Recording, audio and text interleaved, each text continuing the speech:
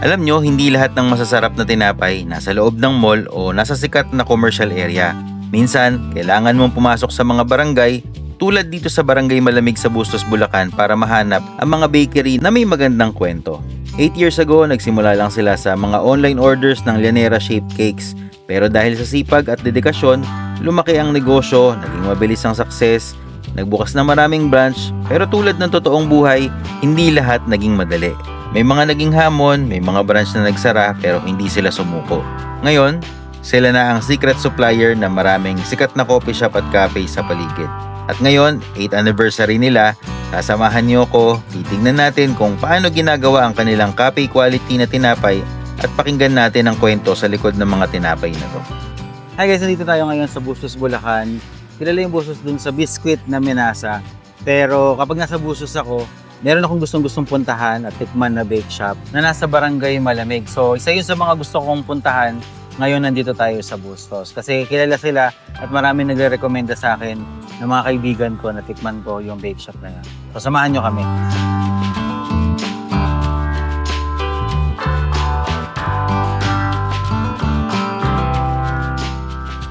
Hi guys, nandito na tayo ngayon sa Charmaine's Bake Shop dito sa Bustos, Barangay Malamig. Kapag napupunta ako ng Bustos, sabi ko, tagal-tagal ko nang gustong mapuntahan to. So ngayon, nandito tayo dahil dun sa Menasa. Sabi ko, hindi pwedeng hindi ko na mapuntahan tong Charmaine. Curious din talaga ako sa storya ng bake shop na to. Kaya gusto kong puntahan to. So samahan nyo kami, alamin natin yung kanilang storya. Sakto, nung bumisita tayo, si Miss Charmaine mismo ang nag-a-assist sa atin. Napakabait niya dahil hindi niya lang tayo pinayagang makita yung behind the scenes sa production area, kundi nagpa-unlock din siya na makipagkwentuhan at ma-interview natin tungkol sa kanilang business. Hi, I'm Charmaine Mandap, the owner of Charmaine's Bake Shop. Nag-start si Charmaine's Bake Shop January 18, 2018. So this coming January 18 po, mag-8 years na po ang bakery. Nag-start po ako mag-bake ng 2016. So, kausuhan po yun ng mga naka-Llanera na cake. So, kung familiar po kayo sa mga Yema cake, chocolate, ube na Llanera yung shape. So, doon po kami nag-start. Noong college po, ang kinuha ko po is HRM. Graduate po ako ng 4 years ng HRM. Situation ko before, hindi po talaga ako marunong mag-bake or magluto. So, more on office talaga yung idea ko about HRM or hotel. And then, yung father ko po kasi naregaluhan ako before nung graduation ng isang oven saka ng isang mixer. So, inintroduce niya sa akin yung mga simpleng pagbe-bake lang ng cakes. And then, doon, medyo sabi ko, ay, okay pala, nakakatuwa pala siya, nakakalibang. So, hanggang sa yung family and friends ko lang muna yung nag-order, hanggang sa na-discover ko na pwede pala siyang gawing business talaga. So, nung nag-start po 2015-2016, college pa po ako noon. So, pagka-graduate, nagtrabaho po muna ako, pero nagsa-sideline ako ng baking. So, nung medyo nakikita ko na mas malaki pala ang kita sa pagbe-business, so nag-stop po ako magtrabaho, nag-start po ako ngayon sa online business. Nalaman natin kung paano na-introduce sa baking si Miss Charmaine. Ngayon, alamin naman natin kung paano nagsimula ang kanilang business. During 2015-2016, kausuhan po yun nung pagbe-bake ng mga cakes na ganong size. Yung mga nasa 750 ml lang na microwavable. Nag-try ako since wala kasi masyadong nagbe-bake pa no, nung time na yon. Noong una po talaga, since wala akong idea, siguro nag-advantage din po kasi na yung father ko is chef sa barko. So, siya yung nag-introduce sa akin sa baking. Pero buti na lang, tinuruan ako ni Papa, ginaid niya ako sa pagbe-bake. And then doon, nakikita ko kasi nag-boom siya since wala nga nagbe-bake ng cake dito masyado sa amin. So from then, nagkaroon kami ng mga suki from iba't ibang lugar ng Bulacan and Manila. Actually, merienda lang talaga siya dapat. Tapos wala kasi akong lalagyan ng cake. Wala akong molder, ganon. So sabi ko, ito Llanera kasi nagagawa kami before ng leche flan. Sabi ko, hindi, dito na lang, kaya naman sa oven to. Tapos doon namin na-discover na oo nga, pwede pala talaga siya doon. Ayun po, tapos nung nag-start namin ng 10 tabs, nalaman ng kapitbahay, friends of friends, ganyan, dumami na siya. Tapos sabi ko, hindi na biro to kasi ang isang tao kung umorder 50 to 100 daily. So sabi ko, hindi ko nakakayanin pagsabayin yung trabaho ko. At yung pagbe-bake, kasi yung pagbe-bake po kailangan gabi pa lang. Since ang liit lang ng oven ko, kung 50 po ang order sa akin ng isang tao, ang kasya lang po sa oven ko 10. Napakaganda ng naging simula nila, di ba? Pero sa mundo ng negosyo, hindi laging smooth sailing. Ang tanong, naging tuloy-tuloy nga ba ang kanilang tagumpay o may mga pagsubok na din silang pinagdaanan? By 2017 po, medyo nagtumal na siya. Kasi dumadami na yung nagbe-bake nun. Marami nang nag-explore since nauuso kasi sa atin kapag uso, yun yung ginagawa ng iba. So sabi ko, medyo nahihirapan na tayo dito sa product na to i-push. Since siguro baka nananawa, di lahat ng tao nagke-cake. Sabi ko, siguro kailangan na natin pumasok sa industry ng pagbe-breads. First, kasi nga walang bakery sa lugar namin.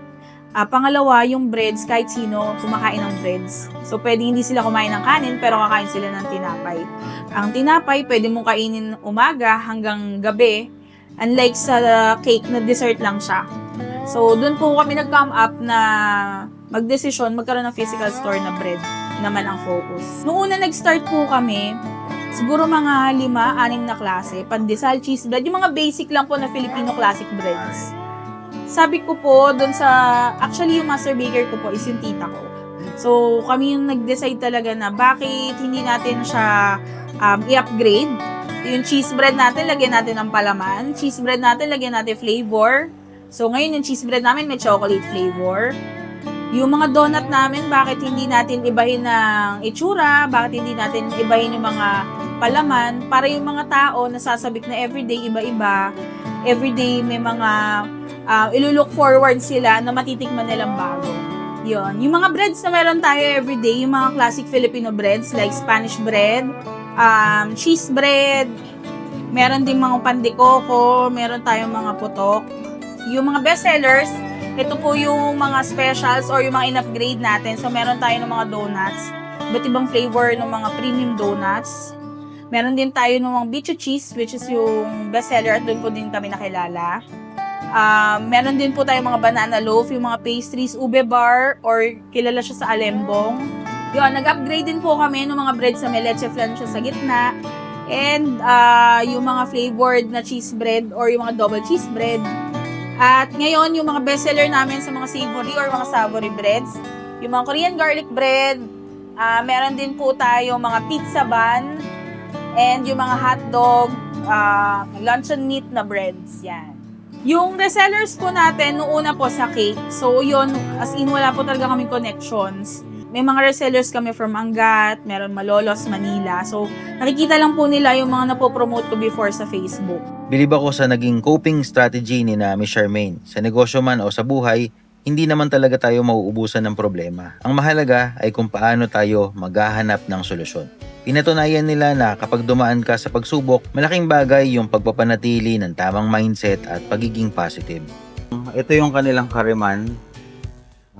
Pinalamig ko lang kasi hindi ko talaga mahawakan kanina. So, very fresh. Kanina, siguro mga 15 minutes na kahango lang nito. So, kanila, try natin. Napakalambot. Sobrang lambot niya. And though, super lambot talaga niya. Kasi yun, alam mong bagong luto, fresh. Siyang masarap yung pinaka-dough niya, yung pinaka-tinapay niya. Hindi siya super tamis yung pinaka-dough niya, hindi super tamis. Yung alat ng cheese, tapos yung combination niya dun sa ham, sarap. Perfect combination. Sarap din na mismong ham nila. Bihirang makakatigim ng ganitong quality sa isang napakasimpleng. Pag tinignan mo kasi yung shop nila, napakasimple lang tignan, pero yung mga tinapay talaga nila, nakakatawa. Quality talaga. Try nyo to. Recommended ko sa kanila yung kariman. Nag-boom po ang business namin noong 2020, nung pandemic. So yun, during pandemic po, meron akong friend na binigyan ko ng bread. So pang merienda lang niya, since nagpapasabay po siya dahil bawal po lumabas. Siya yung may access sa paglalabas ng pandemic. Then during that time, sabi niya na, sis, magre-reseller ako ng breads mo. Dadali natin siya dito sa San Rafael, ganyan. Sabi ko, sige sis, ako bahala, umorder ka lang. So, nung una, nag-start siya sa akin ng 20 or 30 boxes. Parang sa malalapit lang sa kanya. Hanggang sa nagulat ako one time, sabi niya, sis, kaya mo ba ng 100 boxes bukas? Sabi ko, sige sis, kakayanin namin yan. During that time po kasi, parang 3 or 4 lang kami, kasama yung si mama, yung kapatid ko. Sabi ko, sige, kakayanin natin yan. Ang best seller namin during that time is yung mga donuts. So, kung familiar po kayo sa mga yung Bavarian flavor, yan, yung mga cheese donut, doon po talaga kami unang nakilala nung pandemic. And kasabayan po nun is yung bicho cheese. Doon po, so, nung nakilala, tapos nung 2021, pwede na palang lumabas or pwede na tayong mag-explore ulit. So, doon po, dumami din yung mga resellers na nag-i-inquire na baka pwede sila mag-reseller sa Pampanga, pwede mag-reseller ng parang mga giginto hanggang sa na-reach tayo ng Manila. Sabi nga nila, sa bawat unos na dumarating, laging may panibagong umagang sisikat na may dalang pag-asa. At para kina Miss Charmaine, ang liwanag na ito ang nagpabago sa takbo ng kanilang kwento. Ngayon, mas matatag na ang kanilang pundasyon. Ito na kaya ang simulan ng dire-diretso at mas malago nilang tagumpay. Nung nag-pandemic, so 2020, hindi naman po namin siya naramdaman. So actually, yun po talaga yung season namin na nag-boom at nakilala kami. So 2021, nagkaroon kami ng chance makabawi pa kasi actually sa bakery talaga, ang ROI or yung balik talaga ng pera matagal. So ang estimate talaga sa mga bakery is 3 years minimum po. Then 2021, nagbo-boom po yung online selling namin. Dati, nag 500 boxes kami weekly. Ng donuts pa lang po yun. Wala pa po yung bestseller namin na Korean garlic bread. 2022, nag-start kami magkaroon ng branch ng Baliwag. Nag-boom naman siya, umokay naman siya. Until now po, open pa po yung Baliwag branch. 2023, napag-decidean ko mag-open ng isang branch around San Ildefonso. And then, nasundan pa siya ng San Rafael and Polilan. So, sa isang taon, meron akong 3 branches na nag-open. And same year, sabay-sabay sila nagsara. Dati, iniiyakan ko pa talaga siya. Yung pinagdaanan ko, actually, hindi ko kasi siya ino-open kahit kanino. So, nung every time na may magtatanong sa akin, nire-reject ko talaga yung question. Kasi naiiyak talaga ako. Pero, over the past months, years yan, okay na po ako. So, nakukwento ko na, nasi-share ko na sa mga kapwa business owners ko yung mga pinagdaanan ko. Kasi, sabi ko nga po sa inyo, na-experience talaga, no, ang magtuturo sa atin, especially pagdating sa business. Nung una po kasi, syempre, medyo mayabang-yabang pa kasi, kilala na si Charmaine's Bake Shop. Kahit saan, may mga resellers na. Sa Manila, nakakarating na. Susupply na ako sa mga resellers sa maraming boxes. Siguro, sa kalapit bayan, kilala na si Charmaine's Bake Shop. So, hindi na namin masyadong pinag-aralan yung market, yung location. Kasi sa isip-isip ko, for sure, dadayuhin kami. Mali pala. So, kahit kilala ka, kunwari sa specific na lugar or online, hindi lahat ng lugar kilala ka. Dapat, pag nagtatayo tayo ng business, pinag-aaralan from market, kung kaya ba tong bilihin ng market mo doon sa lugar na yon, kung kilala na ba, or paano mo pa siya mapapalawak or mapopromote. So, simula nun, after magsara nung 3 shops po namin, nag-focus na lang po kami sa pag-accept ng mga events. So, may mga grazing table kami. Then, nagiging resourceful na rin kami since marami na kaming panluto. Nag-accept na rin kami ng mga food trays. Ngayon po, may mga sinusupplyan tayong mga coffee shops sa malalapit.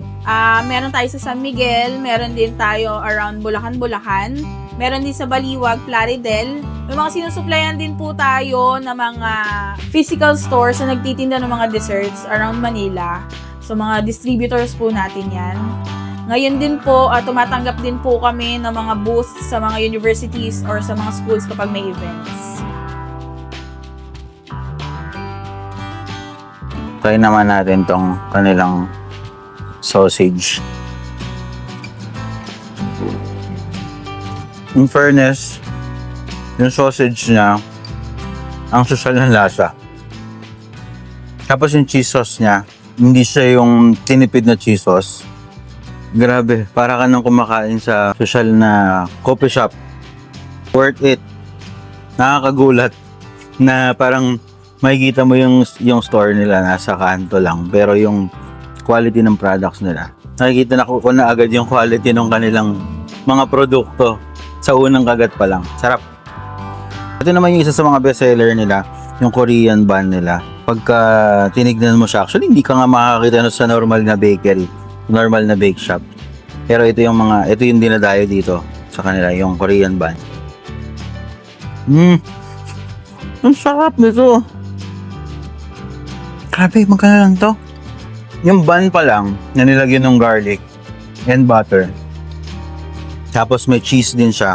Normally cream cheese to. Tapos may konti siyang mayo. Tapos may butter. Sobrang panalo nito. Kaya pala binabalik-balikan. Kasi hindi lang affordable, masarap talaga siya.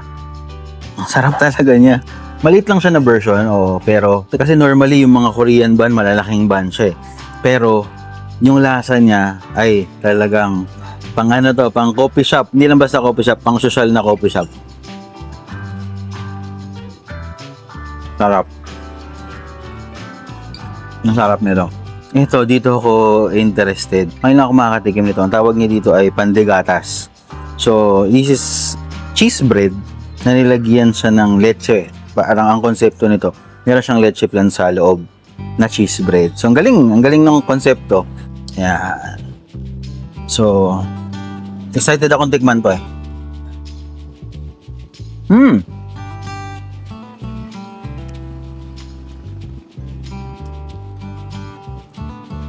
Very light na leche plan. Hindi naman siya talaga totally leche plan.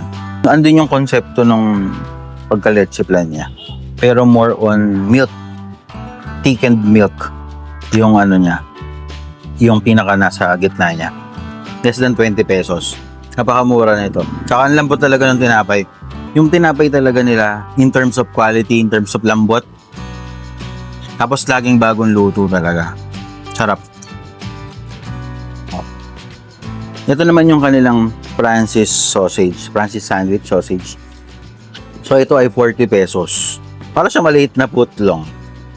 Pero yung natikman natin kanina, yun yung chicken. Ito yung parang hotdog talaga siya. So try natin.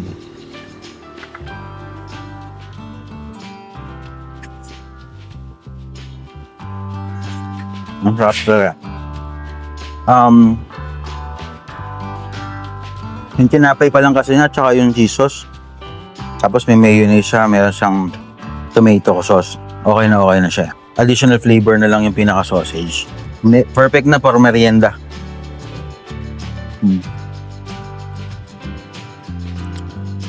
So ito yung kanilang milky bicho. Isa rin to sa mga hinadayo rito.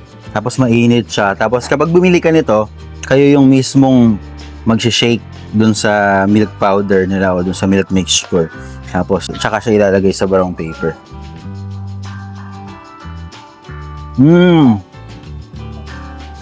Sobrang lambot. Mainit-init. Yung sweetness ng milk, ibabalanse siya ng cheese sa loob. Nakakatuwa talaga yung quality ng tinapay nila. Super lambot talaga. Yung cheese niya kasi hindi siya yung mumurahin cheese. Sarap naman. Ang sarap magkaroon ng ganung kapitbahay na bake shop. Parang everyday, meron ka natitikmang special na tinapay. Sarap. Nadayuhin talaga to. Ito yung kanilang banana bread. Ang sarap ng banana bread nila. Ang sarap nito. Coffee shop quality. Yung banana bread nila. Ang sarap nito sa kape. Sarap. Try nyo to. Banana bread nila. Ganda ng texture. Tapos crusty yung ibabaw. Hindi naman crusty. Sabihin firm yung pinaka-ibabaw na. Tapos ang sarap ng pinaka-mixture. Tamang-tama yung lasa ng banana and yung loaf niya. Harap. Dadayuhin din siya. Ang sarap, no? Ang sarap ng banana, no?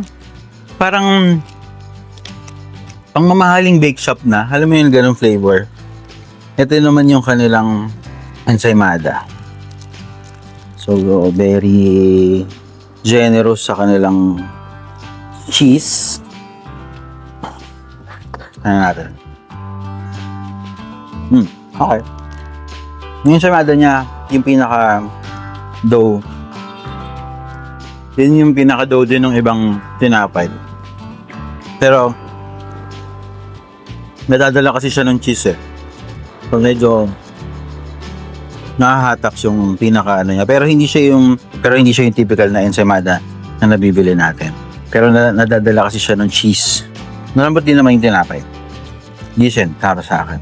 And so kung nandito kayo sa Bustos at gusto nyo tumikim ng masarap na tinapay, puntahan nyo itong Charmaine's Bake Shop dito sa Barangay Malamig, Bustos, Bulacan.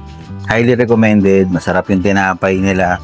Quality yung mga tinapay, yung mga produkto nila. Bagong luto everyday. Sarap. Babalik-balikan to. Yan, sa mga bread goddess natin dyan na magagawi around Bustos and Baliwag, Bulacan, pwede nyo po i-visit yung mga physical stores namin. So, we are located at Manggahan, Barangay Malamig, Bustos, Bulacan. And sa Baliwag naman po, Plaridel Street, Poblacion, Baliwag, Bulacan. Ang goal talaga ni Charmaine's Bake Shop po ay makapag-serve ng freshly baked breads and pastries every day na makakatikim sila ng quality yet affordable breads.